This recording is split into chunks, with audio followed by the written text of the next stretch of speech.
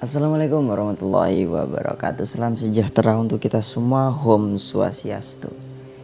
Ya, ini konten ketiga dari Jakor ya. Kita memulai dari ini kemarin sempat ada podcast dari Mas Arin, akan tetapi belum bisa upload karena terkendala editing. Mungkin ini yang akan upload duluan. Tapi nggak apa-apa. Di sini kita akan memulai dari apa ya enaknya.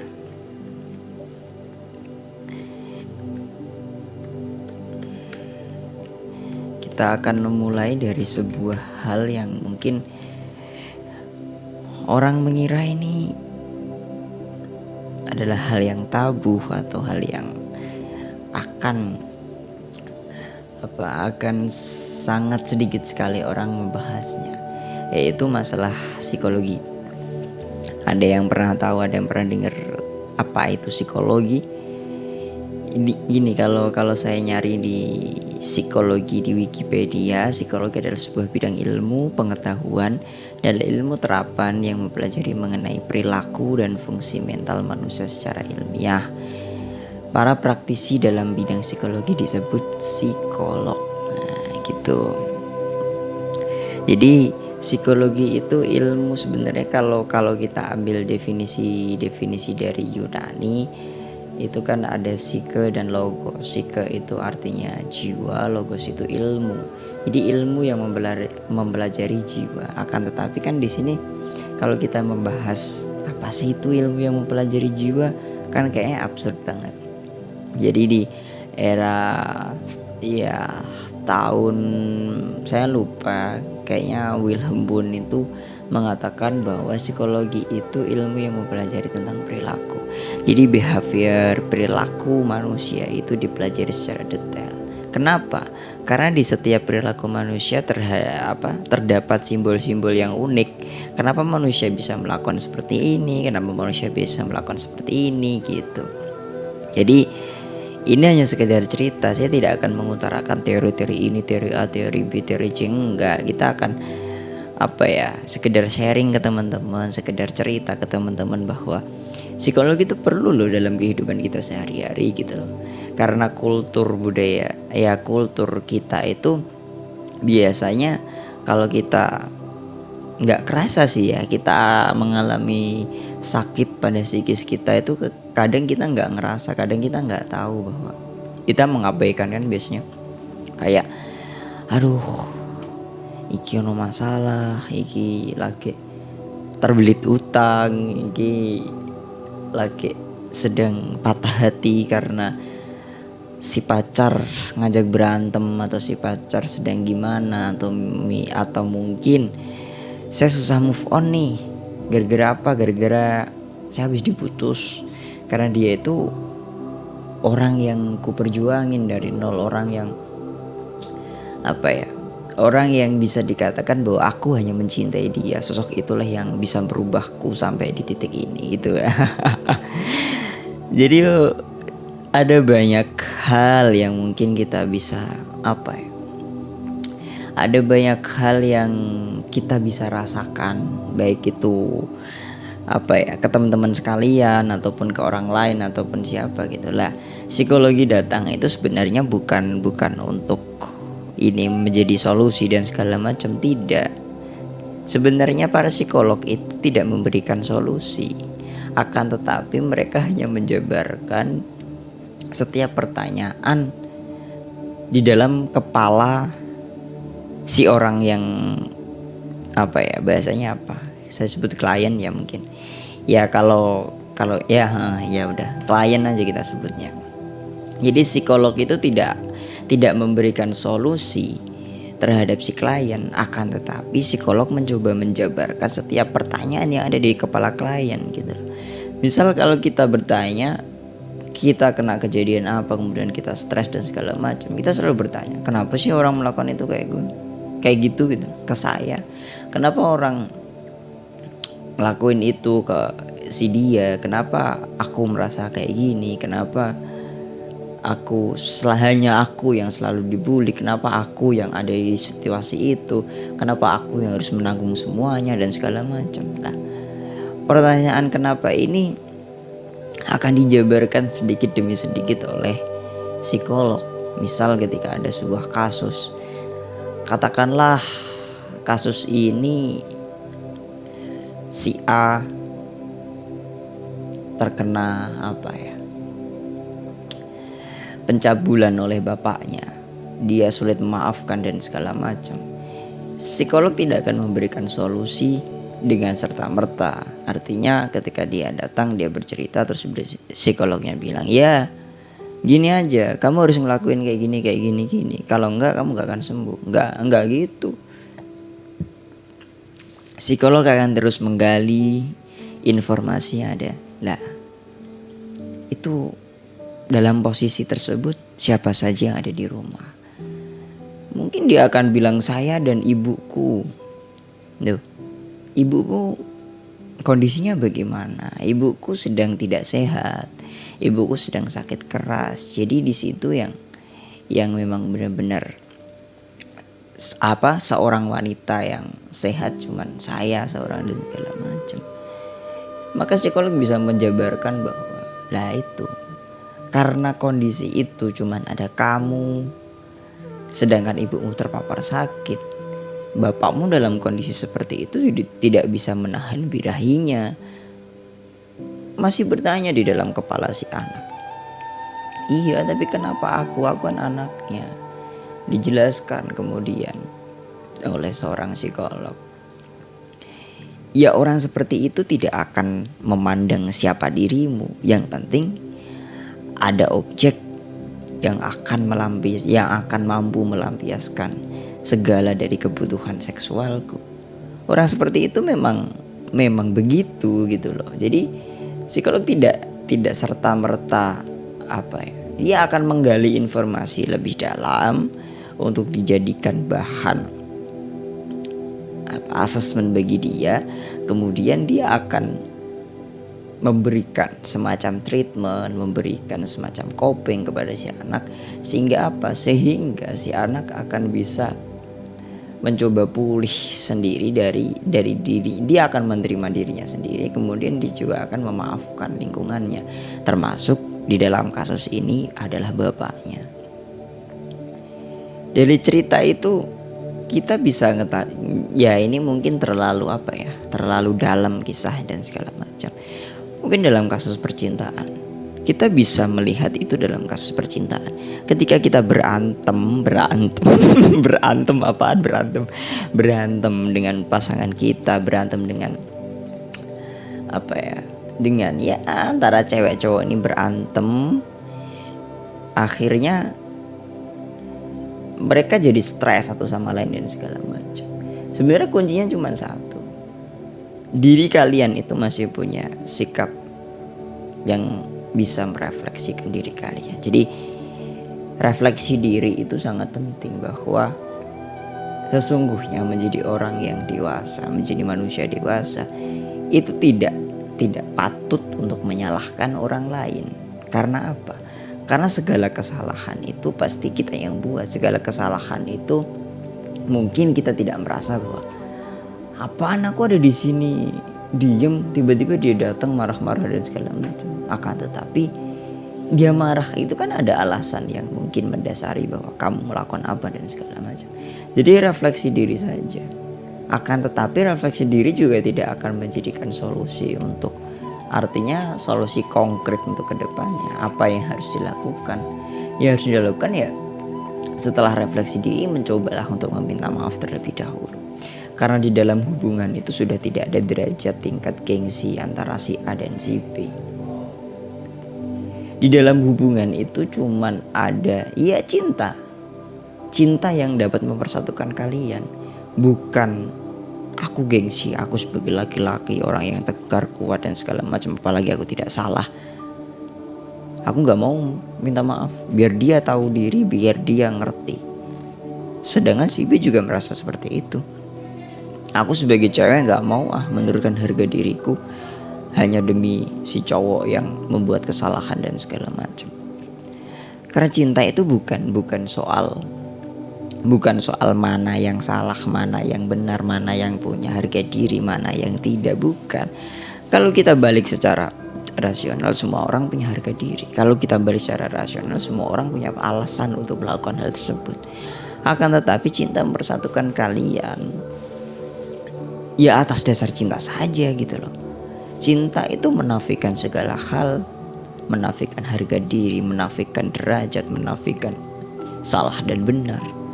Kalian udah cinta kepada seseorang, udah itu terima apa adanya dengan ketulusan hati. Jadi gak bisa kalian mau gimana coba? Kalian mau pikir bahwa kalian gak akan bisa jauh lebih panjang kembali kalau kalian masih ada ego untuk mempertahankan diri, untuk menjaga supaya harga diri tetap terjaga. Enggak gitu, ada batasannya urusan itu gitu loh. Jadi memang gimana ya, kadang itu sulit sekali dilakukan gitu loh. Kadang juga kita ngerasa bahwa kita itu ya sebagai laki-laki, karena kultur kita patriarkis, jadi kita merasa bahwa kita punya wewenang untuk ini, kita punya wewenang untuk ini, kita punya hak, kita punya kewajiban dan segala macam. Akan tetapi di balik itu kita nggak pernah tahu dan nggak pernah ngerti perasaan wanita. Gimana sih si wanita ini menjaga perasaan kita sehingga si wanita ini benar-benar dia berjuang setulus hati untuk kita gitu loh. Walaupun kadang kalau kalian merasa berjuang berarti cintamu mulai pudar gitu loh. Pengorbanan, berjuang dan segala macam itu bukan kata yang tepat untuk sebuah cinta. Karena cinta itu bukan tentang berjuang, bukan tentang pengorbanan. Cinta itu hanya tentang kerelaan satu sama lain untuk saling mencintai dan saling mengalah gitu. Ingat saling loh ya. Di situ ada kata saling. Kita nggak boleh nyalahin dengerin podcast ini. Misal ada cowoknya lagi marah-marah, ini cewek biasanya kan. Terus wah ini takon dulu lagi. Ingat, jangan nyalahin, jangan nunjuk juga. Di sini ada kalimat, di sini ada kata saling gitu loh. Artinya kalian juga harus saling memahami satu sama lain. Kalau enggak percuma aja. Di sini letak dimana kita diuji dalam segi percintaan. Maka tenangkanlah dirimu gitu loh. Hadapilah dunia itu dengan tertawa, karena setiap masalah yang datang kepadamu juga dengan bahagia. Jadi bahagialah untuk menghadapi setiap permasalahan. Gak ada urusannya kalau kalian misal kalau kalian berantem terus kemudian urusannya soal kamu udah gak cinta. Gak ada urusannya. Kalian udah mengikrarkan diri dari awal bahwa aku mencintaimu dan begitu pula kamu mencintaiku. Ikrar itu gini loh, alam itu selalu menguji apa yang kita ucapkan. Kita gak bisa menunjuk orang lain kalau dia melakukan itu berarti dia tidak mencintai kita. Tidak. Alam sedang menguji ikrar yang kita sampaikan. Apa benar kamu mencintai dia? Kalau memang benar, alam ini begitu luar biasa menguji setiap ikrar yang kamu ucapkan. Apa bentuk ujiannya? Ya seperti itu, seperti dia tiba-tiba hilang, dia tiba-tiba ini dan segala macam. Toh juga kalau biasanya cowok ini saya cuman bisa cerita cowok ya, mungkin saya nggak tahu yang terjadi cewek apa. Biasanya kalau cowok kan gitu. Cowok itu bukan ketika dia hilang kemudian dia berarti cari yang lain dan sebagainya. Enggak.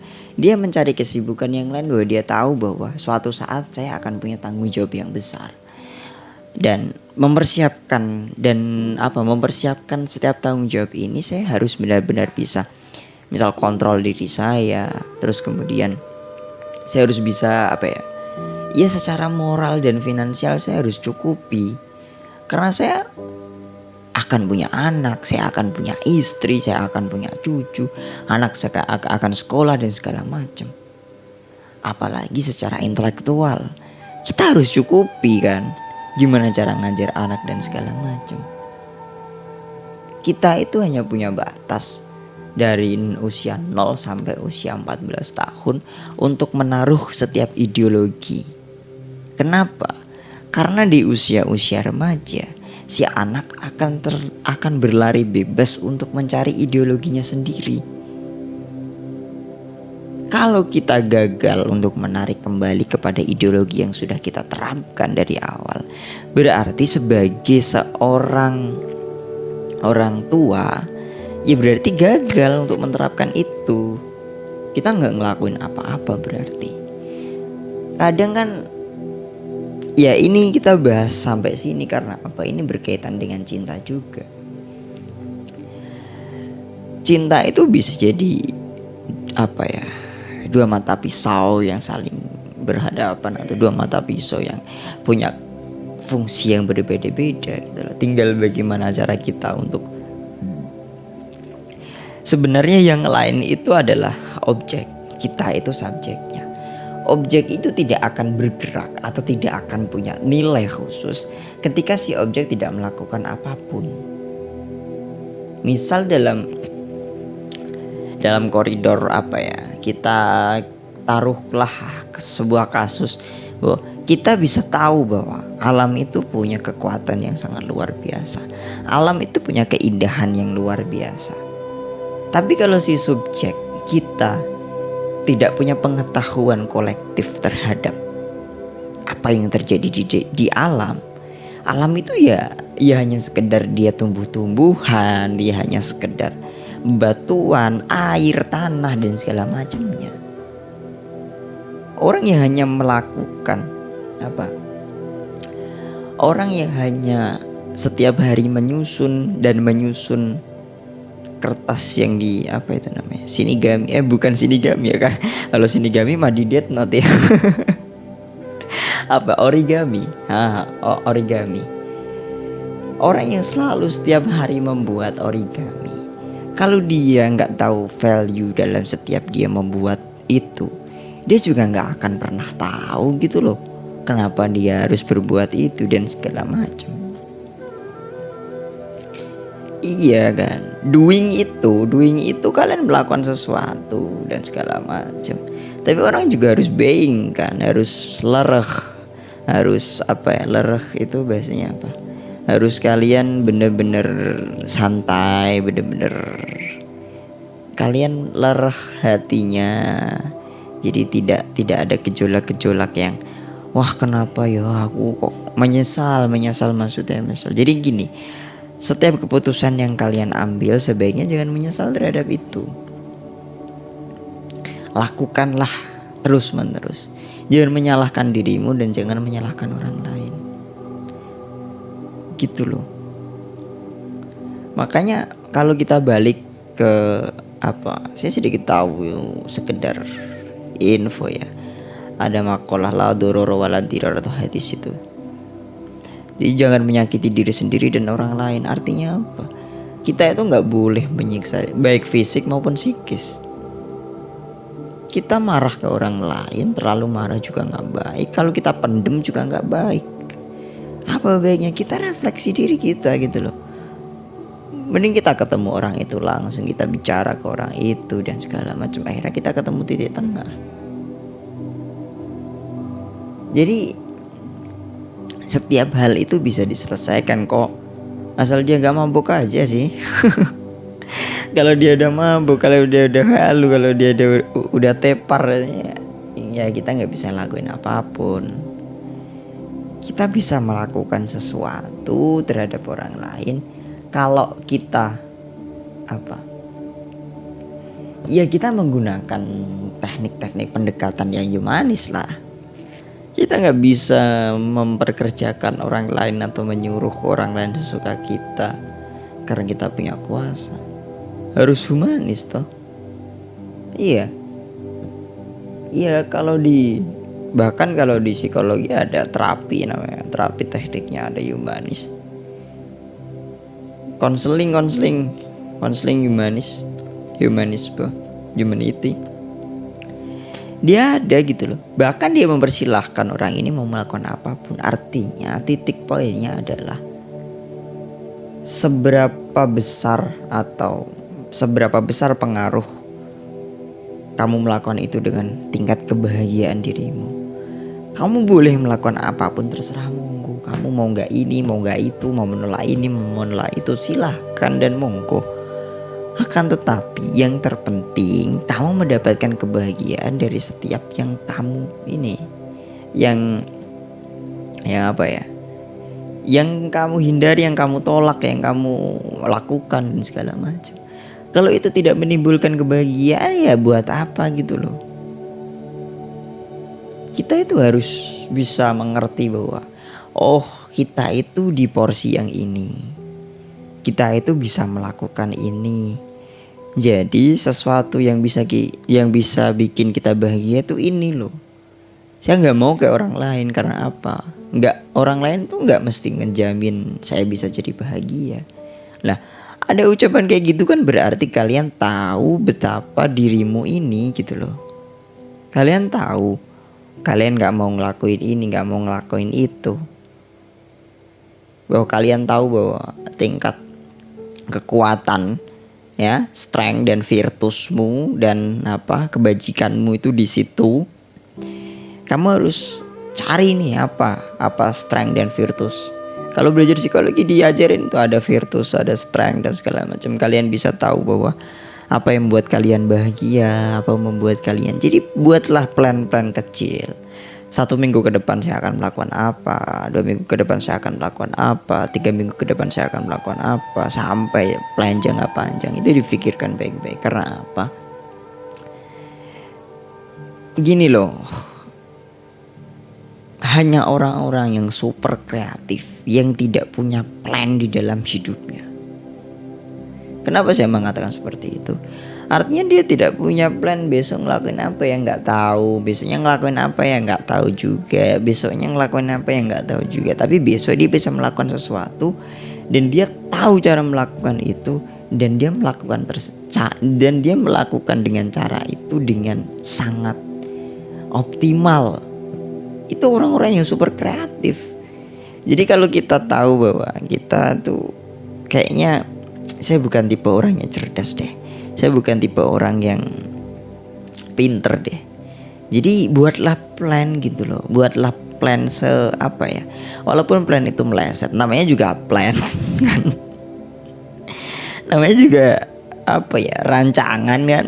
Rencana ke depan kita mau apa dan segala macam. Ya kalaupun meleset, seenggaknya kita punya plan B gitu loh. Kalau ini meleset, saya punya plan yang lain ini, itu dan segala macam. Cuman kadang itu di otak itu mau, oke, saya besok akan melakukan ini, tapi jiwa ini rasanya kaku sekali untuk digerakkan, untuk berbuat apa. Iya kan? Kadang kayak gitu loh, malesnya minta ampun. Apalagi masih mager, apalagi tidur, apalagi masih siang lah. Baru jam 7 udah bangun. Malesnya minta ampun. Waduh, gak kuat, mau tidur lagi.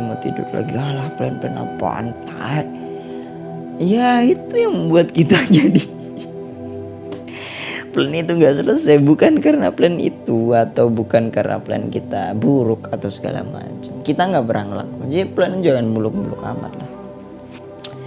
Besok saya mau bersih-bersih rumah jam 7 sampai jam 8. Atau sebelum itu saya harus bangun jam 6 sampai jam 7 saya olahraga. Jam 7 sampai jam 8 saya harus bersih-bersih rumah. Terus kemudian saya harus cuci baju. Apalagi sorenya saya harus nulis, saya harus kerja 10 menit dalam 1 hari minimal. Biar setiap hari saya harus ada karya yang bisa saya dokumentasi di dalam dalam laptop, di dalam buku catatan dan segala macam.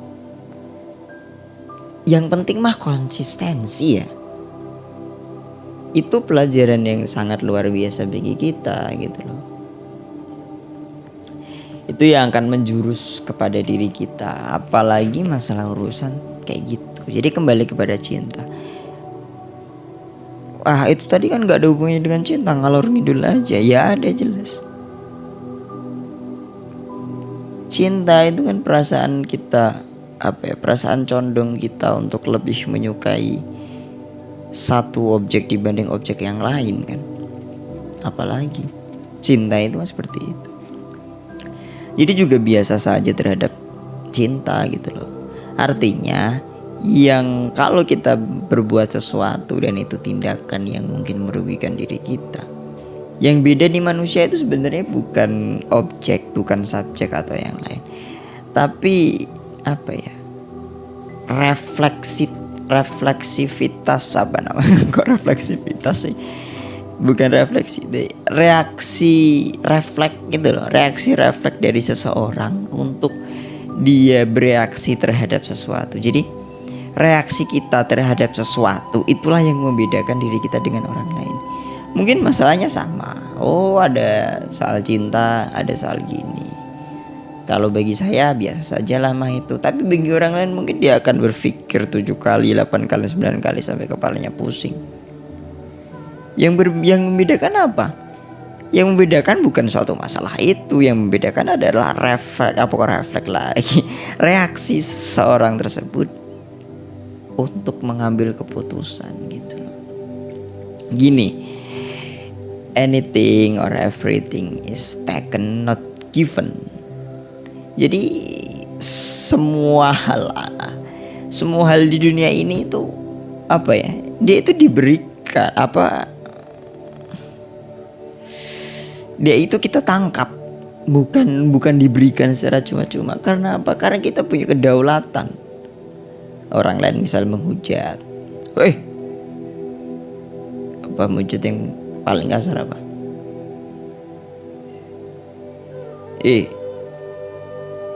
Tai kerinci yang kelindestruk atau apa hujatan yang paling kasar apa? Yang kayak misal kayak bincang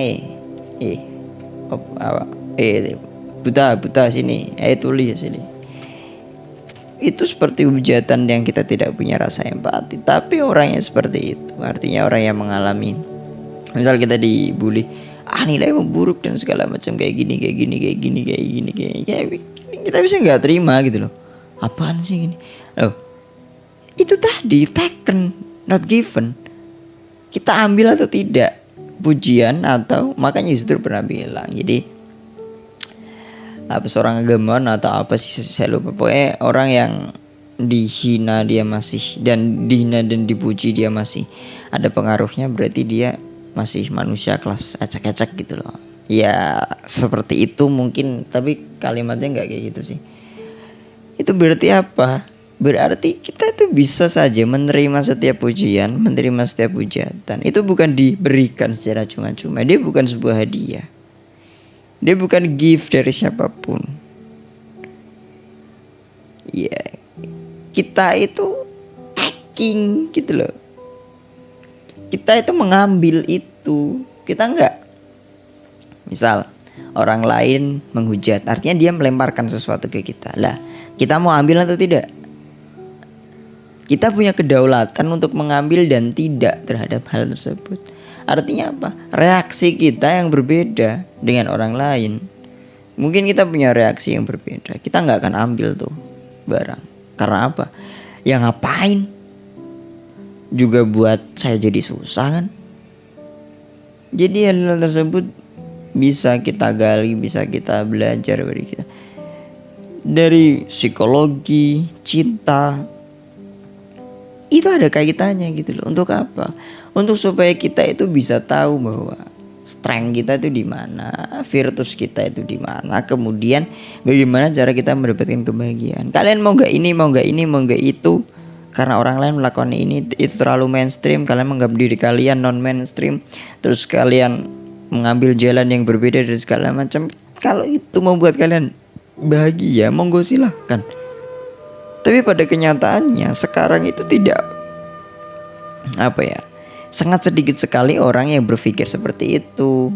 Orang hanya ingin menjadi non mainstream saja, padahal dia tidak bahagia dengan hal itu gitu loh. Lah kalau kalian hanya hidup untuk mencitrakan diri kalian kepada orang lain, ya percuma aja. Hidup itu ya untuk diri kalian sendiri. Kalian tuh fight untuk diri kalian sendiri. Ngapain peduli orang lain? Orang lain karena susah kita tolong, orang lain kalau butuh bantuan kita bantu. Kalau ada orang lain misal dalam satu kontrakan nih, biasanya dalam satu kontrakan kayak gini, misal ada 1, 2, 3 orang yang bersih-bersih rumah, ya kita bantulah, kita bantu bersih-bersih rumah. Karena ini kan itu hukum sosial gitu loh. Kita bisa mengikuti hukum sosial. Kalau enggak, di belakangnya kita mungkin akan digeremengi dan segala macam, akan buat perlakuan yang tidak enak. Tapi apa yang kita lakukan seharusnya membuat kita menjadi bahagia. Hukum sosial tetap berlangsung, kita juga bahagia melakukan itu. Kita juga diterima di society. Kita juga merasakan bahagia kalau kita sendiri. Jadi gak ada tekanan, gak ada intervensi, gak ada, ya saya hidup bebas lah di atas awan, di atas angin. Kayak gitu loh, sebahagia itu apa? Bapak Rangga atau siapa itu ya, Sunda Empire, dia bilang itu bahagia banget kayaknya. Karena mungkin setelah dia ngomong dia dapat duit. Muncul lagi King of the King. Wah. Yang punya 60.000 T katanya kan. Itu kan. Jadi sesuatu yang membuat kita bahagia aja. Kalau saya sih enjoy di politik, saya enjoy di masalah. Ya ada public policy yang ini kayaknya kurang bener dan segala macam. Wah, ada diskusi. Ya, kayak gitu, senang, bahagia gitu loh. Walaupun saya juga tidak menyingkirkan saya bersosial, tidak menyingkirkan saya bisa bercakap-cakap dengan orang lain. Jadi itu poinnya hari ini adalah kita belajar psikologi, belajar tentang perilaku. Jangan menunjuk orang lain, tapi tunjuklah diri kalian sendiri. Kalau kalian merasa sedih, kalau kalian merasa tidak bahagia, berarti ada yang salah di pikiran atau di jalan, ya keputusan yang kalian ambil. Jadi ketahuilah kekuatan kalian di mana, ketahuilah kebajikan kalian di mana, strength dan virtus kalian. Kalian harus belajar itu. Kalian bisa tahu, merefleksikan diri kalian, pikiran kalian. Akhirnya kalian bisa menjadi manusia dewasa yang benar-benar tidak menyalahkan orang lain, juga tidak menyalahkan dirimu sendiri. Akan tetapi kalian bisa bijaksana dalam setiap mengambil keputusan. Karena setiap keputusan yang kalian ambil selayaknya, bahkan seharusnya, tidak boleh disesali sedikit pun. Karena apa? Itu seharusnya keputusan yang sangat matang yang kalian ambil. Jadi sampai di sini podcast kali ini udah 30 menitan. Ya udah, sampai jumpa. Dah.